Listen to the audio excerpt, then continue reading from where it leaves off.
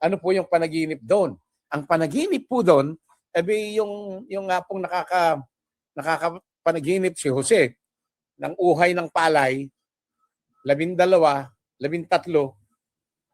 yumuyukod doon sa nag-iisang nakatayong palay.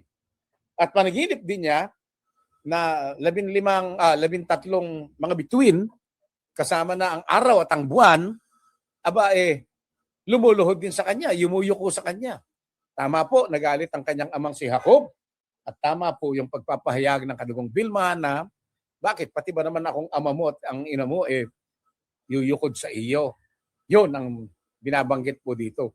Maliwanag yung mga panaginip. Nalaman natin na ang panaginip na ito ni Jose ay nagkaroon ng katuparan noong nagkaroon na nga po ng taggutom sa Ehipto at sa mga kalapit na lugar. Naalala niyo po nung magkita-kita na sila, yumuko ang mga kapatid ni Jose sa kanya. Mga kapatid niya, napawang anak ni Jacob sa iba't ibang mga naging asawa niya, nagyukuan sila dahil kinikilala siya bilang pangalawang pinuno ng Ehipto. Tama din, ang mahal na ingat yaman. Parang nakita na nila itong kalatas, pero hindi po. Talagang inspirasyon na po ng Diyos dahil ito ang mga pinag-aaralan natin. Sa Genesis, 41, 1 hanggang 8, panaginip ng Faraon ng Ehipto. Ito po, binubugbog natin ang aral. Bakit po kanyo? Ano ba sinabi ni Jose dito nung tanungin siya ng Faraon? Anong kahulugan ng panaginip?